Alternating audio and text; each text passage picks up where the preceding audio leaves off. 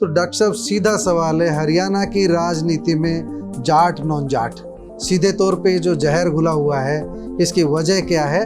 जातिवाद का जहर वो नेता फैलाते हैं जो अपनी कुर्सी को पक्का रखना चाहते हैं। और आप इतिहास उठा के देखो, आज तक जिस नेता ने जातिवाद की राजनीति करी, जब तक वो सबकी सर्व समाज की राजनीति कर रहा था, वो पावर में रहा। जैसे चौधरी देवीलाल, चौधरी बंसीलाल, वो पावर में रहे। और आप जातिवादी नेताओं का आज हर्ष देख लीजिए, उनकी पीढ़ियां, तीसरी पीढ़ी तो उनकी जो है आदमपुर में चुनाव हार गई। उनके परिवार के 4 लोग चुनाव हार गए, चौटाला साहब के परिवार के। हुड्डा साहब का परिवार अगर आज सत्ता में नहीं है तो केवल जातिवाद की वजह से नहीं है। नहीं तो आप एक तरह से तो स्वीकार कर रहे हैं ना, तो कि जातिवाद का जो असर रहा चुनाव में। नहीं, असर हारने में रहता है, जीतने में नहीं रहता। हुड्डा की ये जो 37 सीट आई है, ये 37 सीट भी कोई जातिवाद की वजह से नहीं आई। इसमें कांग्रेस का वोट बैंक भी शामिल है। हुड्डा प्लस कांग्रेस, हुड्डा प्लस कांग्रेस, हुड्डा का जातिवाद का vote bank plus Congress. Media, YouTube, election से 3 महीने से पहले शुरू होते हैं और जातियां ऐसे गिनानी शुरू करते हैं जैसे जनगणना वो खुद ही करके आ रहे हैं। चमारों के इसके इतने, इसके इतने, इसके इतने, इसके।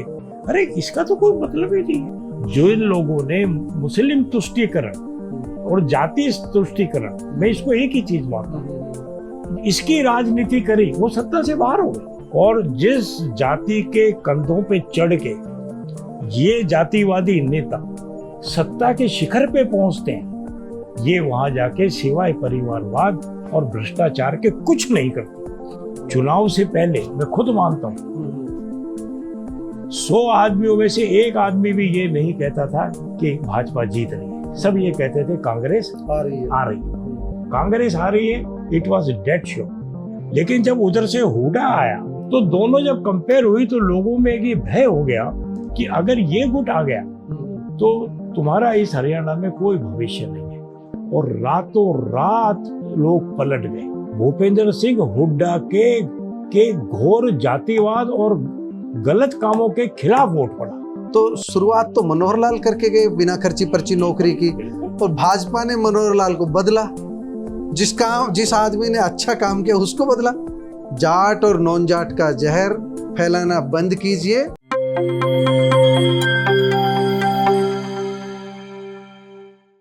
प्यारे दोस्तों, सादर अभिवादन। मैं हूं महेश कुमार वैद्य और आप देख रहे हैं एनजेपी हरियाणा। दोस्तों, आज एक खास विषय पर हम बातचीत करेंगे और हमारे साथ खास मेहमान हैं डॉक्टर ईश्वर सिंह यादव। डॉक्टर ईश्वर सिंह यादव की अपनी बड़ी पहचान है। रेजांगला का जो युद्ध हुआ, उसका जो इतिहास सामने लाया गया, उसको लेकर के जो अहिर रेजिमेंट को लेकर के जो आंदोलन चला और सुप्रीम कोर्ट तक जो लड़ाई लड़ी गई, उसके सूत्रधार हैं डॉक्टर ईश्वर सिंह यादव। हालांकि कुछ लोग इन्हें भूपेंद्र यादव के छोटे भाई के रूप में, रघु यादव के बड़े भाई के रूप में भी जानते हैं, लेकिन असलियत ये है कि इनकी अपनी स्वतंत्र विचारधारा है और राजनीतिक रूप से इनकी अपनी अलग सोच है, अलग समझ है, और अलग अलग समय पर इनके अलग अलग विचार हमारे सामने आते रहे हैं। आज एक जो हम अहम विषय बता रहे हैं, जो हरियाणा की राजनीति में जो जातिवाद का जहर है, बल्कि देश की राजनीति में जो जातिवाद का जहर है, जाट और नॉन जाट, ये जो 2 शब्द जब हम लिखते हैं, जब हम सुनाते हैं, तो इनको भीतर तक दर्द होता है। हम भी आ लिए। महेश कुमार वैद्य भी जब जाट और नॉन जाट की बात करते हैं तो इनको बड़ा कष्ट होता है, और उस कष्ट की जो पराकाष्ठा हो रही है, तो इन्होंने हमको याद किया कि भाई जाट और नॉन जाट तो हरियाणा में है ही नहीं, इसके कारण तो दूसरे हैं। ये मीडिया है जिसने जाट और नॉन जाट का जहर घोल दिया है, जाट गैर जाट कर दिया है। इस तरह की हरियाणा में राजनीतिक लड़ाई नहीं है। हमने इनको तर्क देने का भी प्रयास किया कि बावल के गांव देख लीजिए, रोहतक के गांव देख लीजिए, जाट बहुल गांव में कांग्रेस आ रही है, और गैर जाट की जो बात करते हैं तो दूसरे गांव जैसे यादव बहुल गांव में, वहाँ भारतीय जनता पार्टी का उम्मीदवार आगे बढ़ता हुआ नजर आएगा आपको। आप रिजल्ट शीट उठाकर देख लीजिए। फिर भी इनके तर्क अपनी जगह है और सुनने जैसे तर्क है। मैंने मौखिक सुना तो फिर हमारी बात हुई मौखिक क्या माइक पर ही बोलें। डॉक्टर साहब कहने लगे कि माइक पर मैं शायद चीज़ों को उतने अच्छे ढंग से नहीं कह पाऊँ। जब माइक पे ही आप नहीं कह पाएंगे तो हम लोगों को बता कैसे पाएंगे। आप अच्छे ढंग से कह सकते हैं, क्योंकि आपसे हमारी पहले भी अहिर रेजिमेंट को लेकर के बात हुई थी। तो डॉक्टर साहब, सीधा सवाल है, हरियाणा की राजनीति में जाट नॉन जाट, सीधे तौर पे जो जहर घुला हुआ है इसकी वजह क्या है, और आप किस आधार पर ये कह रहे थे हमसे बातचीत में, मौखिक बातचीत में, कि जाट और नॉन जाट का जहर तो मीडिया का पैदा किया हुआ है, जनता में ऐसी कोई बात ही नहीं है। आप अपनी बात कहिए। जो महेश जी, जहाँ तक मेरा मानना है, चुनाव में जातिवाद का कोई रोल नहीं है। जातिवाद जो भी नेता करता है वो अपने फायदे के लिए करता है। इन जातियों को कभी भी जातिवाद का फायदा कभी नहीं होता। जो भी फायदा होता है वो इन नेताओं के साथ जो घूमने वाले लोग हैं वो तो बेशक उठाते होते, चंद लोगों को बड़ी संख्या नहीं है उनकी। हाँ, जो लौंडे लपाड़े उनके साथ घूमते हैं, जो उसका फायदा उठा सकते हैं, लेकिन आम आदमी को जातिवाद का कोई फायदा नहीं होता। जातिवाद का जहर वो नेता फैलाते हैं जो अपनी कुर्सी को पक्का रखना चाहते हैं। और आप इतिहास उठा के देख लो, आज तक जिस नेता ने जातिवाद की राजनीति करी, जब तक वो सबकी सर्व समाज की राजनीति कर रहा था, वो पावर में रहा। जैसे चौधरी देवीलाल, चौधरी बंसीलाल, वो पावर में रहे।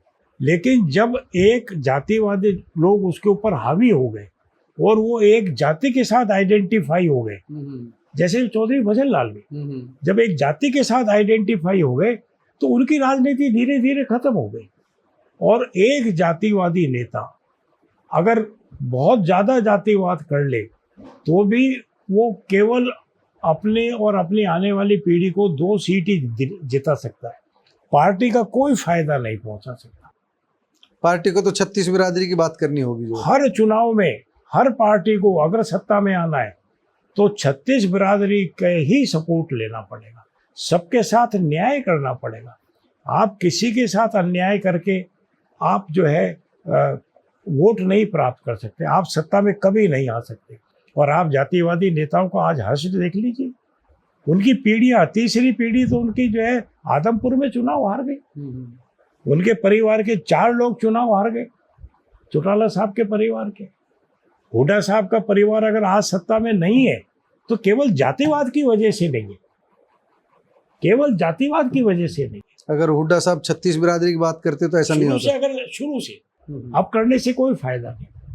और इसीलिए जो है अगर वो नहीं, तो आप एक तरह से तो स्वीकार कर रहे हैं ना, तो कि जातिवाद का जो असर रहा चुनाव में, नहीं, असर हारने में रहता है, जीतने में नहीं रहता। अच्छा, जीतने में तो केवल आप 1 या 2 सीट जीत सकते। भूपेंद्र सिंह हुड्डा किलो से जीत सकते। आप बिल्कुल जो है, आप जो बात कह रहे हैं कि जो जातिवादी की जो राजनीति कर रहे हैं वो 1-2 सीट जीतने के लिए काम आ सकती है, या अगर बहुत ज्यादा जातिवाद हो जाए तो आप जो है 15, 20, 25 सीट जीत जाओ। देखिए, आप इन लोगों जब जातिवाद के चरम सीमा पे थी तब भी 22 से 25 के बीच में रही, लेकिन जब इन्हें लोग जातिवाद से ऊपर थी चौधरी देवीलाल के टाइम में तो 60 के ऊपर की सीटें ले गई थी। अच्छा, फिर इन जातिवादी नेताओं को जीतने के लिए एक पार्टी की भी जरूरत होती है, क्योंकि हमारे देश में हर पार्टी का अपना एक अलग वोट बैंक भी है। तो हुड्डा की ये जो 37 सीट आई है, ये 37 सीट भी कोई जातिवाद की वजह से नहीं आई, इसमें कांग्रेस का वोट बैंक भी शामिल है। हुड्डा प्लस कांग्रेस, हुड्डा का जातिवाद का वोट बैंक प्लस कांग्रेस। लेकिन वो भी उसको सत्ता नहीं दिला पाया, तो मेरा अपना ये मानना है, और दुख मुझे इस बात का है कि हमारा मीडिया, यूट्यूब इलेक्शन से 3 महीने से पहले शुरू होते हैं और जातियां ऐसे गिनानी शुरू करते हैं जैसे जनगणना वो खुद ही करके आ रहे हैं। चमारों के इसके इतने, इसके इतने, इसके इतने, इसके। अरे इसका तो कोई मतलब ही नहीं है।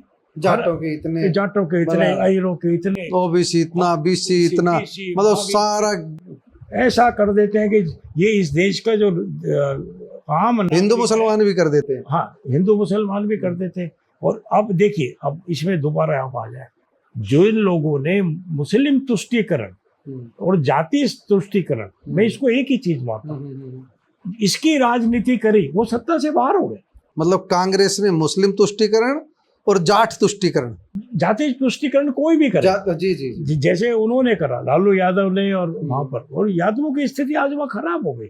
वो राजनीतिक धारा से अलग हो गए, वो सामाजिक धारा से अलग हो गए, वो सत्ता से अलग हो गए, और जिस जाति के कंधों पे चढ़ के ये जातिवादी नेता सत्ता के शिखर पे पहुंचते हैं, ये वहां जाके सिवाय परिवारवाद और भ्रष्टाचार के कुछ नहीं करते। डॉक्टर साहब, एक बार आपकी बात काटना चाहूँगा। योगेंद्र यादव जैसे चिंतक विचारक हैं, वो ये कहते हैं कि हरियाणा में भाजपा अगर सत्ता में आ रही है तो 35-1 करके आ रही है, तो भाजपा ने जातिवाद का जहर नहीं घोला। देखो, अगर आप बुरा नहीं बनाए, योगेंद्र जी मेरे व्यक्तिगत मित्र भी हैं और मैं उन्हें एक परिवार का सदस्य मानता हूँ। लेकिन अगर आप उनको चिंतक विचारक कहें तो वो एक पक्ष के चिंतक और विचारक तो हो सकते हैं, लेकिन समग्रता में नहीं है। उन्होंने अपनी क्रिएटिविटी जो है वो मेरे ख्याल बहुत तेजी से खो दी है। तो उनकी बात को अगर आप उस पर डिस्कस करना चाहते हैं तो वो मेरे ख्याल नहीं, हम उस विषय को ऐसा कोई हमारे लिए जरूरी नहीं है। हम तो सिर्फ ये बता रहे हैं कि भाजपा पर भी 35-1 की राजनीति करने का आरोप है। आप जो कह रहे हो वो ठीक कह रहे हो, वो उनका विश्लेषण है। इस चुनाव को मैंने बड़े नजदीकी से देखा और मैं और एक दो आदमी ऐसे थे जिन्होंने ये प्रेडिक्ट कर दिया था कि रेवाड़ी से लक्ष्मण जी जीत रहे। कोई नहीं मानता था, कोई नहीं मानता। 3 दिन पहले तक नहीं मान रहे थे, जब 3 दिन बचे थे तब मान लिया था लोगों ने। पहले प्रेडिक्ट कर दिया था कि रेवाड़ी में लक्ष्मण जी जीत रहे। दूसरी बात मैंने प्रेडिक्ट करी थी कि कोसली में मिस्टर अनिल यादव है डाइना के, वो जीत रहे। और तीसरी मैंने प्रेडिक्ट करी थी कि बावल में रंगा साहब नहीं जीत रहे, हार रहे। फिर मैंने एक सेंटेंस और मैं अपने दोस्तों को कहता था, अगर ये तीनों सीट भाजपा जीत रही है तो आप लिखवा लो भाजपा सत्ता में आ रही है। बोले यार ऐसा हो ही नहीं सकता, किसी को विश्वास ही नहीं होता था। अब वो क्यों हुआ? वो इसीलिए हुआ कि जातिवाद का एक रीक्ष, पहले देखो उस तरफ क्या था, वो जो घनघोर जातिवाद था जिसमें बड़ी मतलब जातियां भी लोगों के ऊपर हुई, चाहे वो किसी तरह का जातिवाद था, उसका डर एक लोगों में था। लगा कि हुड्डा नहीं आ जाए, यहाँ भी तो नारा लगा ना। लक्ष्मण यादव ने भी कहा, राव इंद्रजीत ने भी कहा, दूसरे नेताओं ने भी कहा। भाई ये तो कहेंगे, ये तो पॉलिटिकल लोग हैं, ये क्यों नहीं कहेंगे? नहीं, वो ये कि भाई हुड्डा की चौधर आ जाएगी, जो रोहतक की चौधर आ जाएगी, चाहे वो चौधर आ जाए, चाहे कोई सी भी चौधर आ जाए, अगर वो चौधर आके लोगों के साथ नाइंसाफी करती है तो उसका लोगों के ऊपर मनोवैज्ञानिक फर्क बड़ा पड़ता है। एक तो ये बात है। दूसरी बात क्या थी कि जो एक तो सबसे बड़ी बात थी जातिवाद, और उस जातिवाद के दौरान जो नौकरियों में धांधलेबाजी हुई, जो भ्रष्टाचार हुआ, उसका बड़ा भारी लोगों में आतंक था। चुनाव से पहले मैं खुद मानता हूँ 100 आदमियों में से एक आदमी भी ये नहीं कहता था कि भाजपा जीत रही है, सब ये कहते थे कांग्रेस आ रही है। कांग्रेस आ रही है, इट वाज डेड श्योर। लेकिन जब उधर से हुड्डा आया और हुड्डा साहब का जो है तूफान आया, तो लोगों को ये लगा इधर 10 साल में जो लोगों ने, भाजपा ने जो ठीक काम करे, जैसे खर्ची पर्ची के बिना नौकरी, उसका बड़ा भारी असर। हर गांव में 10, 15, 20 लोग लगे हुए थे जिनने एक पैसा भी खर्च नहीं करा।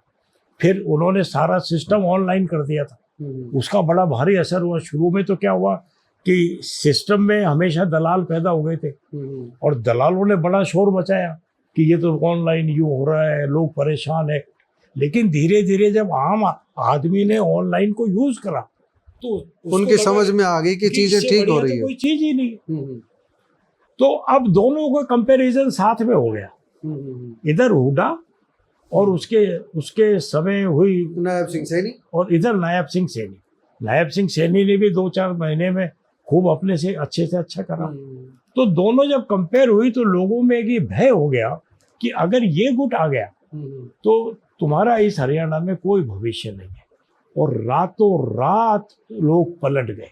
इसमें ना कोई जाति थी, ना कोई इसमें धर्म था, पलट गए। और उसका असर ये हुआ, आप ये देखो, भूपेंद्र सिंह हुड्डा के एंटी जाकर के वोट पड़ा। भूपेंद्र सिंह हुड्डा के घोर जातिवाद और गलत कामों के खिलाफ वोट पड़ा। तो जाट और नॉन जाट ये जो बात कहते हैं, तो जाट नॉन जाट नहीं, हुड्डा का जाटवाद और नॉन जाट, हुड्डा के जाटवाद के खिलाफ, आप ये कहना चाहते हैं? जाटवाद को भी मैं उसको जाटवाद भी नहीं कहूंगा, क्योंकि उस जाटवाद से फायदा आम जाट को नहीं पहुंचा। उस जाटवाद का फायदा केवल चोर उचक्के बेईमान लोग जो समाज में आगे रहते हैं और जो उनके लोडे लपाड़े होते हैं उन्हीं को पहुंचा। आम बेचारा जाट तो अभी भी पढ़ के मेहनत करके कमा रहा है, उसको हम क्यों जोड़ते हैं? उसको जोड़ने से ही समस्या पैदा होती है। और मैं एक आपको और ये जाट नॉन जाट जो शब्दावली है, इसका फिर अंत का क्या समाधान देखते हैं आप? नहीं, देखो मेरे हिसाब से जाति का कोई रोल नहीं है चुनाव में। चुनाव में जाति का कोई रोल नहीं है। चुनाव में तो एक सरकार चुननी होती है, बहस जातियों के ऊपर चलती है, और कोई भी पार्टी किसी भी जाति के खिलाफ कभी नहीं होती। डॉक्टर साहब, जातियों का जो महत्व तो हम देखते हैं, जब हम अहिरवाल की इन 11 सीटों को देखते हैं तो जाति देख देख करके रेवाड़ी में यादव को उतारेंगी सभी पार्टियां, कौसली में यादव को आप उतार के देखिए ना, गैर यादव जो पता लग जाएगा आपको। तो जाति तो है ही कहीं ना कहीं। ऐसा है, ये ऐसा होता है, ये पार्टियों की संकुचित सोच है। एक बार मनोहर लाल जी सैनी ने राव बीरेंद्र सिंह को एमपी के चुनाव में हराया था, आपको याद होगा, वो बड़ा ऐतिहासिक चुनाव था जो इमरजेंसी के बाद हुआ था। जी जी। तो लोगों ने जातवाद से ऊपर उठ के वोट डाले। हाँ, मतलब एक सीमा होती है, अगर उस स्तर तक कोई राजनीतिक दल खुद को पहुंचाता है तो जनता भी जातिवाद को छोड़ देती है। राजनीतिक दल जातिवाद नहीं करते। राजनीतिक दल में कुछ लोग जो घुसे हुए होते हैं वो जातिवाद करते हैं, और जब वो जो जातिवाद करते हैं उसका खामियाजा राजनीतिक दलों को भुगतना पड़ता है। कोई भी जाति, कोई भी राजनीतिक दल किसी जाति के खिलाफ नहीं होता, लेकिन जातियों को इन राजनीतिक दलों के खिलाफ जानबूझकर खड़ा किया जाता है। बड़ी सिंपल ऐसी बात है कि कोई भी नेता कभी भी किसी जाति के खिलाफ नहीं होता। ये तो लोग हमें बरगलाते हैं कि भाजपा एंटी जाट है, यूपी में ये बरगलाते हैं कि भाजपा एंटी यादव है। किसका नुकसान हुआ? सिवाय बदमाश आदमी जो उनके साथ है उनको छोड़ के आम आदमी तो बेचारा भोला है, वो उसमें बह जाता है क्या, और वो तो उसको मिलना भी कुछ नहीं है। जातिवाद से जातियों का पराक्रम खत्म हो जाता है। जातियों में जो है एक कर्मयोगी पना है वो खत्म हो जाता है। वो जातियां इन नाकारा नेताओं के ऊपर आश्रित हो जाती है कि मुझे नौकरी जब मिलेगी जब जो है फलाने साहब सत्ता में आ जाएंगे, और वो हाथ में हाथ धरे बैठ जाता है, उनका गुलाम हो जाता है। पढ़ो और नौकरी पाओ की भावना हट जाती है। पढ़ो और नौकरी पाओ नहीं, आज के संसार में कोई किसी को रोक नहीं रहा। आज के संसार में कौन किसको रोक रहा है? सब आदमी को आगे बढ़ने का बराबर का मौका है, मेरा तो यही मानना है। लेकिन ये उनको रोक देते। भाजपा सत्ता में आ गई तो जाटों के खिलाफ है, यूपी में अगर भाजपा सत्ता में है तो अहिरों के खिलाफ है। ये सब बातें, इसलिए जाट नॉन जाट का जहर फैला देते हैं। नहीं, हर जगह ऐसा ही होता है। ये जहर इसलिए फैलाया जाता है, लेकिन उससे आम जनता को, आम उस जाति के लोगों को कोई फायदा नहीं होता। देखा आपने, बिल्कुल स्पष्ट की है बात। हरियाणा विधानसभा चुनाव 2024 में जातिवाद का कोई असर नहीं हुआ।